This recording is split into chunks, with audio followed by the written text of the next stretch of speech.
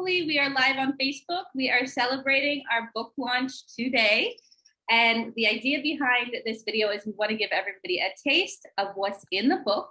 You can purchase the book.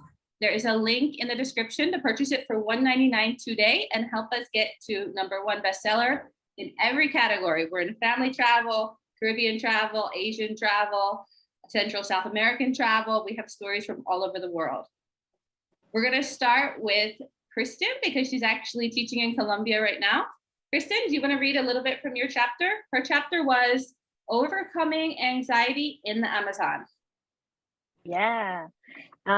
So my little part that I'm going to read is when I'm about to do one of my first hikes in the Amazon. So I have hiked quite a bit, but this was the most intense preparation I had ever done for a short hike. Throwing on long sleeves, pants, and thick socks that mosquitoes and snakes couldn't bite through, I eventually decided that the best thing to do would be to wear my plastic rain gear to be sure that no plant, insect, or animal came anywhere close to touching my skin. Even though it was dark, I decided that a hat was necessary to ensure that nothing dropped on my head. The most essential piece of gear for the next 3 days were the knee-high rubber boots that the tour guide had lent me. Often, the only part of me that was dry was my feet. Our guide for the hike was a Ticuna man named Carlos. I was relieved to see he carried a machete and was extremely knowledgeable about the environment he had grown up in. We set off on the concrete path and walked out of town. No less than 2 minutes into our walk, the guide found us a tarantula on the side of a tree. Our hike continued like this. This is animal, insect, plant, X. It's very poisonous. It can bite, trick, attack you. It can kill X. I love that. I love that you're just seeing more animals that can attack you. Yeah. I wanted to ask you, Kristin, because your chapter talks a lot about anxiety. You even went home. You lived abroad and you went home because you had so much anxiety in developing countries. Since you went on this trip and you really wanted to face your fears, is it easier to travel with anxiety?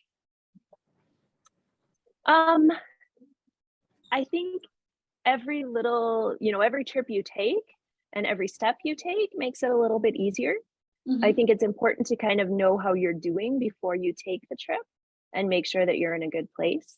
But every time that you overcome something and you do, like I said, the next little step forward, it is something that gives you more confidence and you know you can do it and you're more likely to take on harder things then. Have you taken another trip like this? I mean, how do you go bigger than the Amazon? Yeah, well, this was only a couple months ago, this past spring. So I definitely have some more trips planned. I'm going to Europe this fall, but I don't think it will be quite as exciting as the Amazon. Right, that's hard to beat. Thank you so much. Yep. And we're going to hear from Cara McWest. We have two Caras. Cara McWest, because she's actually at work, so she's in the car right now. Hello. Hi, Cara. Good morning. Do you want to read from your chapter? That was a mom's solo trip to Scotland. Yes. I long so deeply for those experiences. I yearn for faraway places akin to the feeling of homesickness, yet a sickness for faraway lands. The Germans call this feeling Fernweh, which is a deep ache or sickness for faraway places. Fernweh is a much stronger feeling than wanderlust.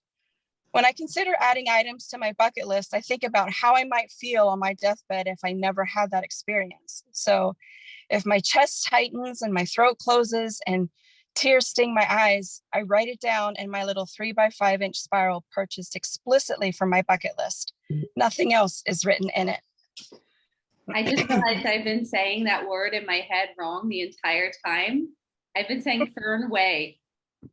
Yeah, so I had to remind myself this morning. I did another Google search for the pronunciation of it and to remind myself that it's Fernweh.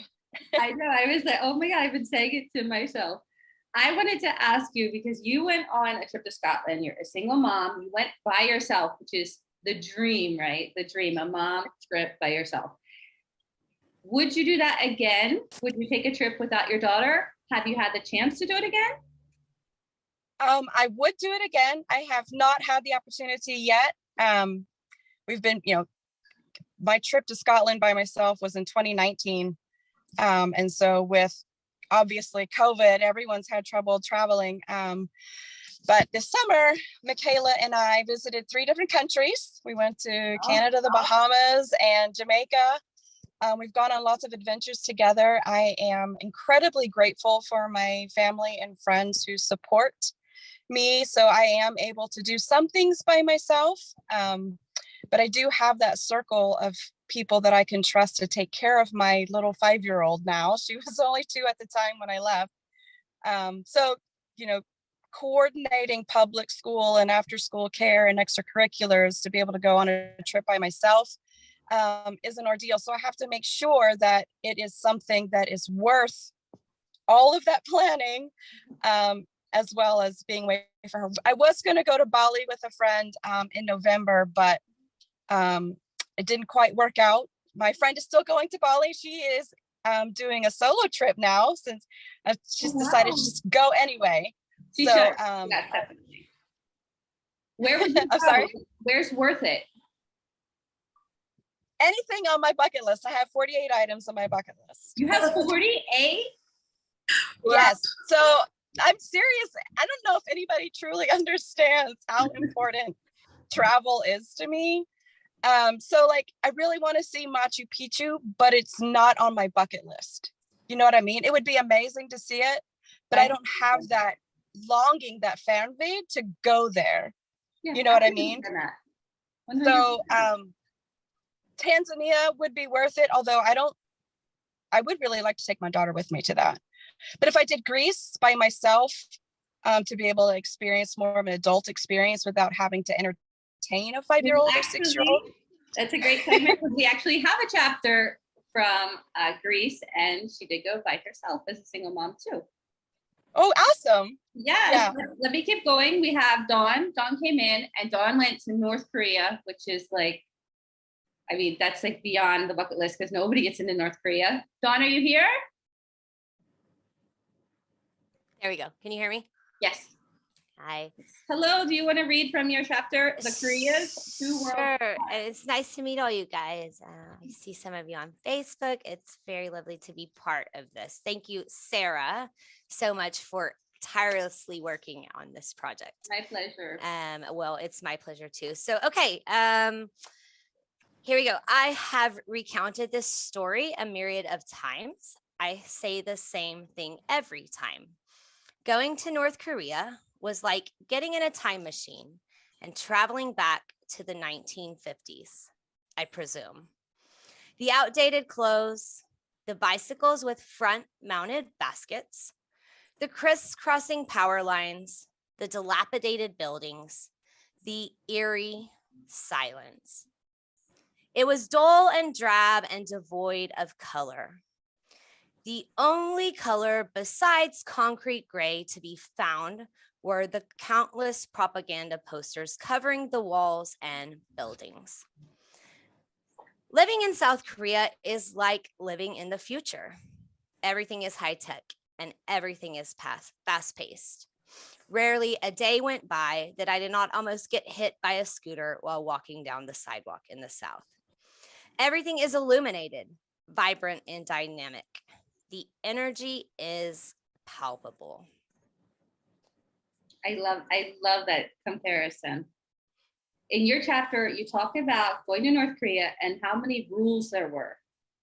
It was very hard for people to get visas. And when you went, it was very strict. You had chaperones on the bus. You could only take pictures like this. They deleted most of the pictures anyway. They wanted to ask you, why do you think they let people in just for that 8-hour trip? And I saw your follow-up question and I thought, crap, I don't exactly have the answer for that. It's the city, Kaesong City, it's right on the border. And it's it's a fake city. It's an industrial complex, but why do they let people in? It's a facade. It's fake. Like they want to seem like and for what we would see would be what like greatness, but there wasn't a lot of greatness going on there. And this is one of their more developed cities. And this is one they kind of want to showboat and say, like, here's Kaesong City. It's an industrial complex. When in reality, it's not a like where I went in North Korea, that's not a representation of North Korea. That's the North Korea that North Korea wanted to let us see. And so that's why we got to go. And really, when we were on the bus going, our tour guide said, we're shutting this down. Adventure Korea, that's the company. We're shutting this down. We're not doing it anymore. So we're like, shit, we're en route. Like, what's going to happen? But, you know, it didn't feel unsafe there. People ask me all the time, when you go back? I don't know. 42-year-old me would go back. 27-year-old me, I had no problem. I didn't think twice. You know, I want to go. I was like, yeah, I'm go. Was it safe? Maybe, I think ish. I mean, I'm here still, right? But nobody stepped out of line. The rules, you know, how often do people follow every rule, right? But when we were there, nobody stepped out of line. That's not how it was going to be. You were going to do, you know, the right thing and try to get back safely. And, you know, it was such a short amount of time, full of a lot of just trying to get there, trying to get out of there. Still pretty cool though. Would I go again? Maybe. Yeah, probably. I would go. I would definitely go, just because nobody gets to go. But it's funny that you say this is the good city that they want people to see, and you're still saying there's no color. It's like the 1950s. Right. That's very interesting. You know, they don't have a traffic light. And if you imagine South Korea, like South Korea, Seoul it's just bustling with energy. It's just alive. And to go 1 hour away and there's not a traffic light, there's a dude standing in the street. It's a lonely traffic guard. That's the two Koreas. It's very, very not. It's not the same. So the reality is they are worlds apart, and it's 70 years removed. And I like the chapter kind of ends. Are they happily divorced? Quite possibly. That. No, I love the chapter. I thought from a historic standpoint, it was very, very interesting. And you talked about safety. We're going to go to Meg. Thank you so much, Juan. We're going to go to Sara. Meg. She had a chapter alone in Egypt, and actually is Meg? Meg, can you hear me? Yeah, can you hear me? Yes, awesome. You're in Playa del Carmen too, right? Yes. Okay. Do you want to read from your chapter? Sure. Okay. Was I safe anymore? Was the world safe anymore? This wasn't the carefree backpacking life. The biggest problems usually consisted of missing the last bus or internet cafes without internet to get an email sent to the family. My heart was racing and my mind was in a battle zone as I pulled my backpack on and walked out the doors of that hostel that morning to the bus stop. The bus got emptier and emptier with each visit we made through a lot, and I asked myself, am I being too stubborn? Am I too stuck to this dream of seeing Egypt? Am I risking my life carelessly to prove something? I love that. I wanted to ask you, because you talked about the safety, and in your chapter you mentioned that in Chiapas, Mexico too, there were some issues. So I wanted to ask you, do you purposely look for places that have a reputation of being unsafe, or how do you always end up in these places? No, I mean, I don't purposely, but you know, it just happens, you know. Every place has a mix of what's lovely and fun and, you know, a different side, kind of like you know, there's some polarity in pretty much anywhere that you go. You can find it in the US, you know, but there's places that are most of the time lovely, and then like in Egypt at that particular time, it was during 2014. It was during the revolution there, you know, that it was part of what had been going on from like 2010 to 2014. And so yeah, it just happens. I wanted to see the pyramids. I didn't realize that there was going to be a revolution that was going to like jump in there and throw me off like that. And so you know, I was surprised to be scared in that way. I had all these ideas in my mind of like how I thought it would be. And to find out that it was so different, you know, it was scary. And then in that moment when you're already far away from home, you know, it calls for a decision. And like, who do you ask for advice on that? You know, is like, there's very few people in the world that can really tell you, like, do it or not do it. And it's almost like an unfair question to ask, you know? And so it's a moment where like you evaluate and you listen to your instincts and you process your thoughts, and you know, you have to move one way or another. In my case, you know, I went on into Egypt. I didn't make it all the way to the pyramids, but I made it in, you know. And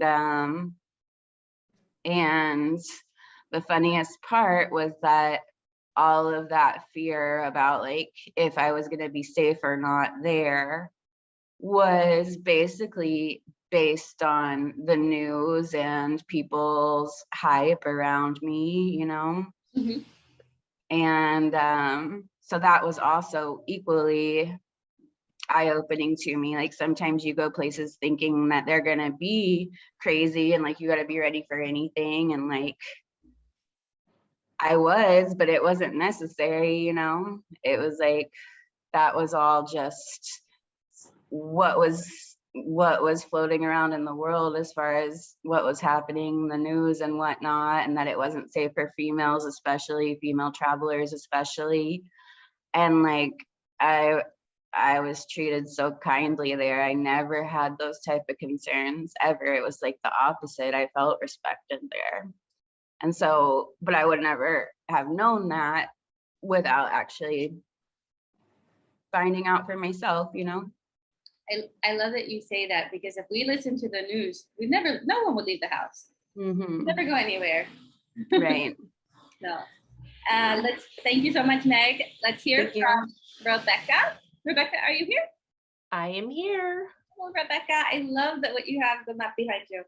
Oh yeah, Very cool. my daily reminder of where I'm going. There, you can't really see it, but there's actually pins on all the countries and cities that we've been to. That is so cool. Rebecca, I love what Rebecca did, because she wrote about a cruise, and there's a whole, we'll talk about that. There's a whole, like, you know, cruise isn't real travel thing going on, but I love that you wrote about it. Can you read a little bit from what you were saying? Sure. So our first Disney cruise was 4 nights long. We didn't leave the Disney bubble very much during that trip, and certainly weren't exposed to any authentic local experiences. So on the second cruise, I didn't really expect more beyond having an excellent Disney-filled trip. My expectations were amazingly shattered. Sure, there were lots of costume characters on board. I spent much of the sea days stalking Chippendale, and I ended every night eating a Mickey ice cream bar on the balcony of my cabin.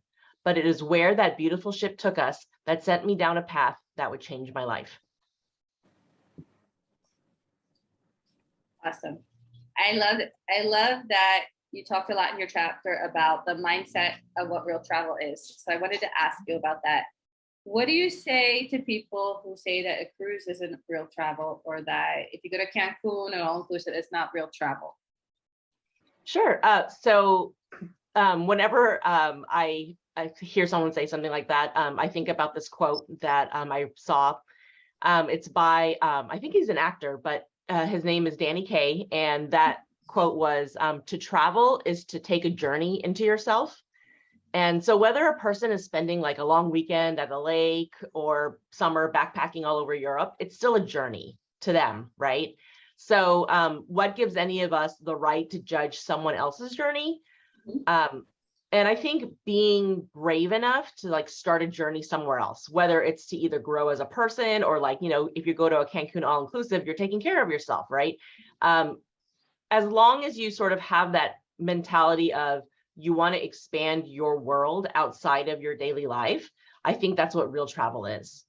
So, yeah. One of the things I really loved in your chapter that made me go, cruise is a good idea, is when you say, I can go to 5 countries and I didn't have to go to 5 airports. And I Right. only packed 1 bag and, you know, I didn't have to take off that much from work. And I said, you know, that's a really good point.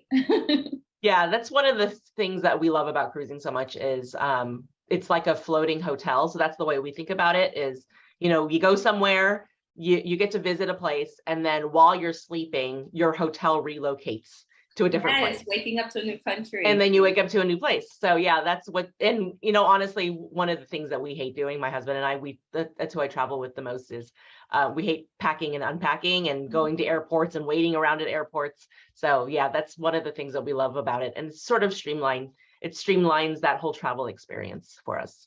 Thank you so much. It definitely opened my eyes up to cruising. I've never been on one, but it definitely made a lot of sense. Thank you so much for that. You're welcome. Lara, are you here? Yes, I'm here. Okay, so we talked a little bit earlier with Cara, who did a solo mom trip, and she mentioned Greece, and you did a solo mom trip to Greece. Your chapter was Found Myself in Santorini. Do you want to read from that? Absolutely. I sat there, exhausted from the long day of walking, but happier than I had ever been. This was another moment that changed the way I look at things. I wanted more days like this in my life, days filled with sunshine, happiness, excitement, joy, freedom, and laughter. Sitting there on that cliff started a process in me, and I started questioning and reconsidering many things I had done before. I realized I had been letting people's opinions have too great of an impact on my decision making. So that day, I decided to start living more from intuition and worry less about what people think about me and how I choose to do life. Awesome.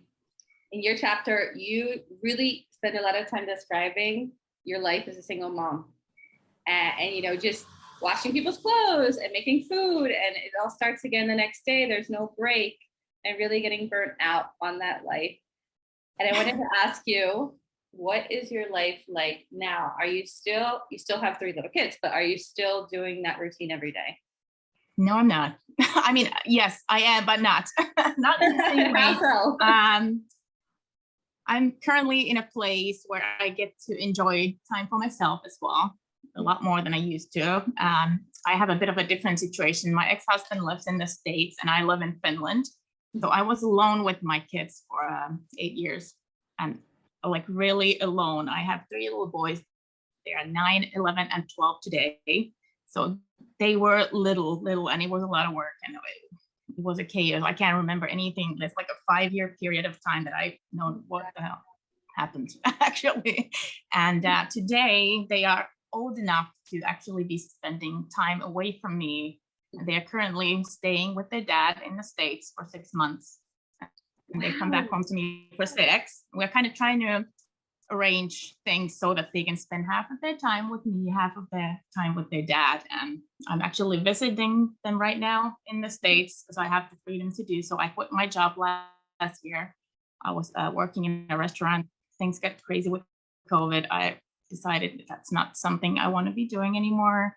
And I quit, and I have the freedom to come see them when they're staying with their dad. And I get to, when the 6 months that they're staying with me, I get to actually be there for them. Yeah. And, you know, do things with them. I'm not tired. I'm actually happy and excited to be doing things with them. And they go away for 6 months, and I know they're having a good time with their dad. So we're kind of enjoying life right now. We spent 3 months in the Caribbean last spring. We're doing good things. That really, in your chapter, was I'm a single mom, and if something happens to me, my kids don't have relationships with other people, including their dad. You said I have to let them have a relationship with their dad. Exactly. I was like a mom, like what moms tend to be. You know, I was always with them doing everything. Like I was thinking nobody else can do it. I'm the only person in the world who can take care of them. But that's not it. I know now that there's people who can do the same things that I can do. I have to trust it. Very, very honest in that respect. I loved reading it because I do the same thing, you know, taking care of everything. So I think every mom can read that chapter. Thank you so much, Lara. Thank you. We're halfway through It's a little bit longer than I planned on, but that's fine. I will be here all morning. It's Mexican Independence Day here, so there's no work for anyone. So if you're just tuning in now, we are celebrating our book, Book the Flight already, our multi-author book. It is on sale today for $1.99. There is a link in the description, and we are just reading some paragraphs from the book and talking a little bit about what's in the chapters. Cara Kelley, are you here? Yes, I am. Hi. Oh my gosh. I think, Laura, I think my soul sisters, you talking about your intuition, that's like a big part of my chapter as well. So I was like, I see the sequences now, like Sara. So I love it. All right. No need to hurry, everyone. Cara's here. You've got hours to decide what you want to order. Everyone laughed. It was an ongoing joke in the family. Cara, aka Little Miss Indecisive. My granddad was my hero, and he was also the one telling the joke. So I figured it was in my DNA. It was just who I am. I was always worried that I would make the wrong decision, even if it was what to order for dinner. So I played it safe. I relied on logic or other people's opinions and advice. This was a dangerous place to be because I was not only indecisive, but also a notorious people pleaser. And I feel like I chose an interesting, anyway, whatever, it's fine. I could have gone to any direction in the chapter, right? We all could have. I think it's interesting that you talk about playing it safe and worrying about what other people think. Did you see my follow-up question? Yeah, I did just now. Yeah. Cara contacted me and she said, I have to change what I wrote about my hometown. It's too harsh. You know, people are going to be upset when they read it. And I told her it was too late, and it wasn't too late. I just didn't want her to take it out because it was so good. What she wrote about her hometown. And if you never leave, you know, you never experience anything else in life, and you're not getting all the spices. It was so good what you wrote. I said, no, you can't take it out. So after reading what you just read, do you still feel the same about wanting to change? And why did you want to change that about your hometown? Yeah, it's so funny. No, I wouldn't change it. I wouldn't change it. What I've written now. I think I'm glad I kind of went live and sort of shared that experience, because it is a roller coaster writing a book. Like, you know, so much comes out that you don't expect. And I think, you know, it's funny how we always we love people, right? And we don't want to hurt people's feelings. And you can never not hurt someone's feelings, right? Like, it's up to them how they perceive it. And I know that. I do know that. I mean, that's what I teach my clients. So it's hilarious. But, you know, I think I would keep it as it is. I think there's just like, I don't want anyone to think I'm like, wow, you should have left your hometown. You know, like, I don't want, you know, people that are still in my hometown. I'm like, I don't want them to think that I think negatively of them, which they know I don't. I love them. So yeah, but there's always that. I think as a people pleaser, like, it always shows up, especially in times like this. Like, that came out, like, I had this like overwhelming anxiety the other night of like, oh my gosh, I didn't edit that part about my hometown. So, but you know, I'm really great. I'm so grateful I left, and I really do want to encourage other people, whether they're in my hometown or any hometown. I'm very passionate about that. Like, get out, see the world, see something different, you know. So I am glad that I kept it, and thank you for not letting me. I think a lot of us are from small towns, and it could have been any town. And right. I read that, I said, exactly, it's my town too. So I don't think it's personal. I think anybody reading that understands when you're from a small town, you're limited in your mindset. Everything is limited. Thank you so much. I enjoyed your live yesterday. I was cracking up. Casey has pneumonia, so it looks like she didn't make it today. She had pneumonia, so we'll see if we can do something with her. And Kristin had to work. Celesté, are you here? Yes, I am. Hi, everyone. I am currently in Cancun Airport to be here 2 more days. And at 4 a.m., I literally woke up and just decided to book the flight out of here. You look great, though. So you wrote about, your chapter is Figure Out Your Life on a Beach in Costa Rica, which I think is just a great advice to begin with. Do you want to read what you have picked? Yes. Most people who have traveled abroad have romanticized memories of the first trip leaving their home country. However, it was a little different for me because my first international trip didn't require a passport and was free, courtesy of the United States Army. My first trip abroad was a one-year deployment in Iraq, went 2005 to Iraq to fight in Operation Iraqi Freedom. While I've met some of my best lifelong friends in the military, something about war changes you. No one ever comes back the same. Most people travel to find themselves, but when you're traveling for war, you lose yourself. You come back a shell of who you once were. While that trip certainly changed my life, it's not the trip I want to talk about. The story I want to tell has a few twists and turns, but has a happy ending. I want to tell the story of how Southwest Airlines, Kobe Bryant, COVID-19, and cold weather changed my life. I think it's very interesting that you said, this isn't the trip I want to talk about, but you picked that to read. So I wanted to ask you, because your chapter talks a lot about the Army, PTSD, mental illness. Do you regret joining the Army? Well, considering I did it twice, probably not. I feel like it was a necessary stepping stone. Everything that happened needed to happen for me to get to where I am today. And like I said, there were a lot of twists and turns, but it all worked out in the end. And I wanted to ask you, you've been in Playa in Cancun. Does it compare to Costa Rica? Is it better? Worse? This is probably the worst trip I've had. But there are a lot of things that happened in terms of just like weather, 3 flat tires, just a lot of unrealistic expectations, a lot of Instagram versus reality. I could definitely see that. Thank you so much for joining us from the airport. Nizie? Okay, I'm here. Nizie was the last author to join. So she like knocked out her chapter like crazy, right? She did it. She had an 11th hour chapter, and she wanted to write about, you know, becoming who she is today and accepting all of her different interests. You want to read what you selected? Yeah, sure. Thanks. First and foremost, thank you, Sara, for posting this. And it's a healing process for me, writing this book, this chapter of mine, being co-author for the first time. So I'll start off with my story. Yeah, it hit me. I was so focused on chasing a career. Not only did I not take care of myself, but I was also so disconnected from my family. The thought of losing my family over work was something I refused to comprehend.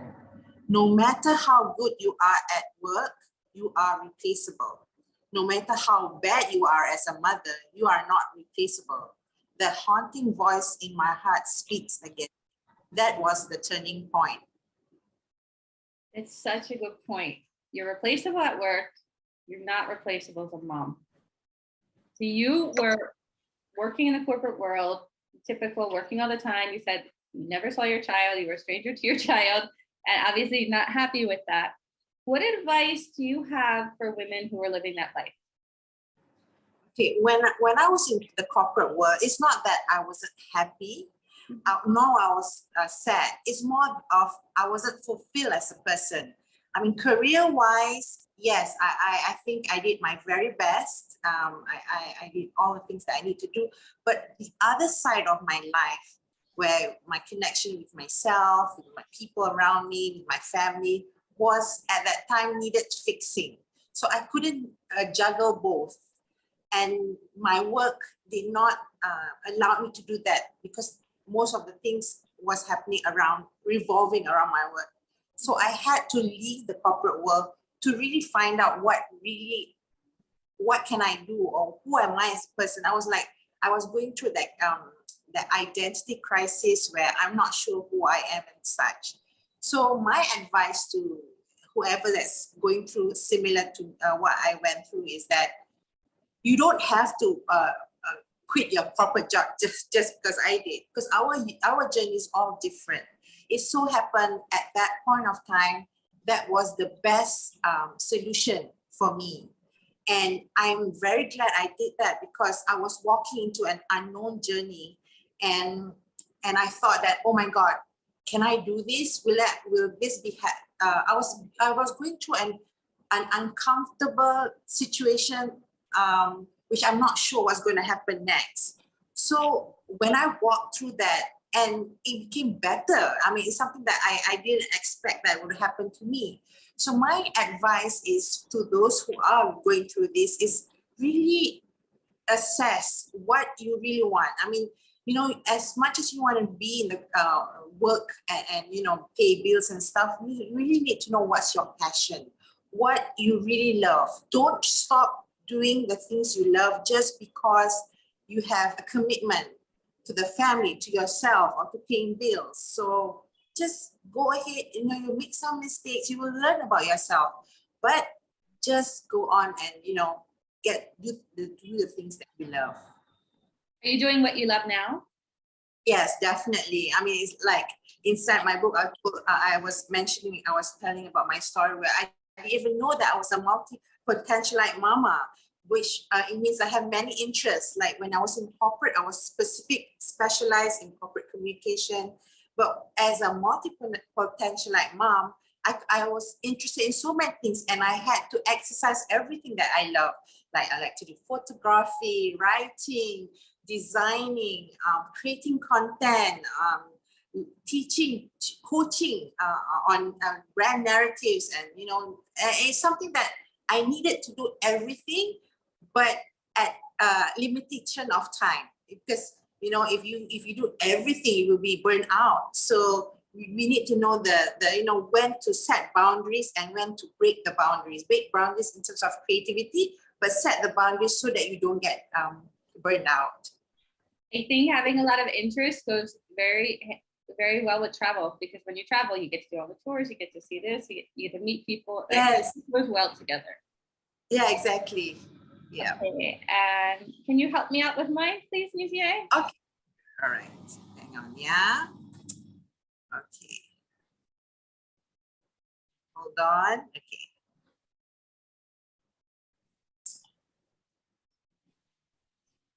So, all right. Home Sweet Barracruz. Did I pronounce it correct? Barracruz. So I'm going to read what I wrote, a little bit of what I wrote from my chapter. Okay.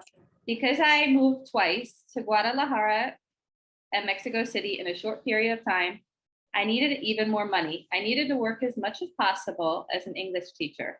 Veracruz would have to wait for the time being. Before long, I found myself in the exact same situation I was trying to avoid in the United States. I was working constantly. And ironically, my trip to Veracruz seemed even further away than when I lived in the United States. Oh, very interesting. So in your chapter, you talk about the expense of moving internationally. Can you explain why is it so expensive?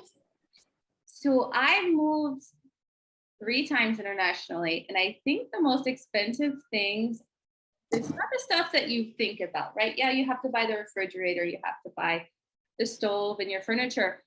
But every time you go to cook, I need to get measuring cups. I need to get plates. I need forks. I need knives. All of those little tiny things add up very, very quickly.